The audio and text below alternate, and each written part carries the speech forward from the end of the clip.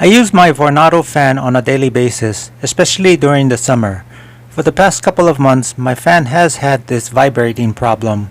It initially started with a slight vibration, but over the months, the vibration has been progressively worsening. The fan blows air just fine, it just seems a bit sketchy because the noise and shaking has gotten bad. I want to take a look into what's causing this before something catastrophic happens. See how I repair this next.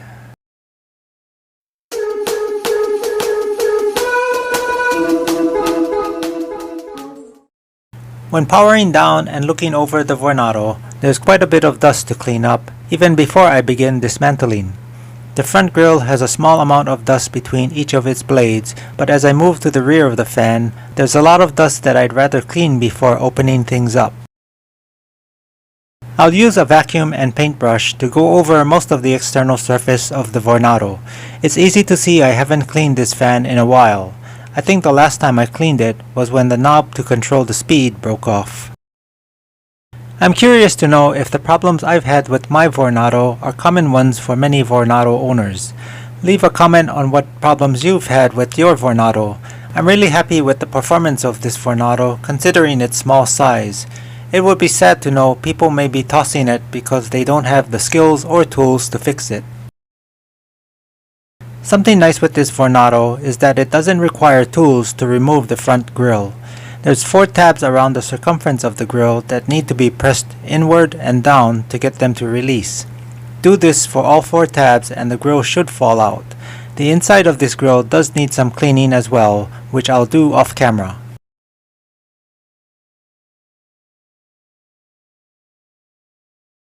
I was just about to plan how I'd go through the different sections of the fan to find what might be causing the vibrations when I came across this.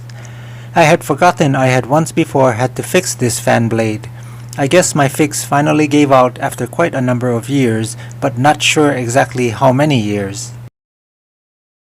I've cleaned up the old adhesives and the broken pieces of the blade fit together nicely, so that should help with the gluing. I decided to try something I saw on YouTube called acetone welding. It's supposed to fuse 2 pieces of plastic together. I guess rather than heat to melt and fuse plastic together, the process uses acetone. I've never tried it before, but since I have the acetone, I thought I'd give it a try. I've put a small amount of acetone in a cup and will use a cotton tip swab to apply it to both surfaces to be joined.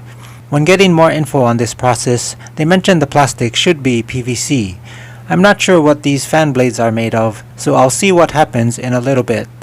If it does hold, the strength is really good from what I've seen. There is no curing time like with glue. Just apply it to both surfaces, hold them together for a short time, then let go and see if it holds. It was about a couple of minutes in the demonstration I watched. I've let the join pieces dry for 5 minutes and will do a power on test to see how it holds. You won't be able to see it in the video, but I am holding the Vornado's front grille in front of me in case the fan blade breaks off during testing. I couldn't really see any bonding or softening of the plastics like I saw in the demonstration video, so maybe this was the wrong type of plastic to use the acetone welding on. It was an experiment just to see what would happen. It didn't work very well, so there's always glue. Knowing now that acetone welding doesn't work in this situation, I'm resorting to the tried and true Crazy Glue. I like Crazy Glue for its quick drying time and reasonable strength. I wouldn't trust it to be the only adhesive holding this fan blade in place, but it does provide a good starting point. It's enough to easily get the blade aligned on top of the section where it broke off from. Glue up is as one would expect. Put some glue on both edges and place one on top of the other, aligning the ridges on both pieces so one piece sits on top of the other exactly where it broke off from. I'll hold it for about 10 to 20 seconds, and that's usually all that's needed.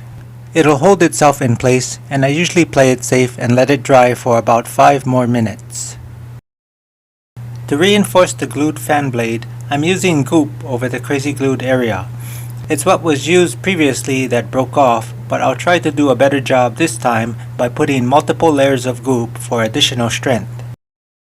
So I put 2 layers of goop over the crazy glued area and it looks pretty thick and durable, but I'll have to see how that holds up when the blades are spinning at high speed. I'm going to do a test right now at the lowest speed the fan can run at. For safety's sake, I'll put the front grille partially on to prevent flying debris from hitting me or getting lost in my workshop. The first time I tested and the blade went flying, I was lucky it landed in the middle of an open area in the workshop. Had it landed behind anything, I'm pretty sure I would have never found it because at that time I didn't even know where the blade ejected to. So here goes the power on test at low speed.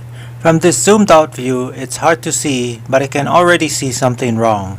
There is a slight vibration of the entire fan. In thinking about what's happening, I think the uneven weight distribution of only one blade having glue and the others not is what could be causing the fan to wobble or vibrate like you can see in this clip. I didn't capture it on video, but I did go around to all the fan blades and add a similar amount of glue in the location similar to where the broken one had to be glued. Of course it won't be the exact same amount of glue, but close enough should be good enough. Now that I have the glue distributed sort of evenly amongst all the fan blades, I'll do the same power on test and see if the added glue helps to balance the fan blades properly. It looks like it's vibrating a very slight amount, but it's nothing like how it was before I started this repair, or even like it was when only one blade was glued. In my book, this fan is fixed. I think the fan blade may have broken this time around because of the unbalanced weight of the rotating fan. I can imagine the weight of the glue on only one blade combined with the fan's high rotation speed created an unbalanced rotation. This unbalanced rotation might create an effect similar to repetitively bending the blade. At this point, I've left the fan running continuously for 2 days now and it's running fine.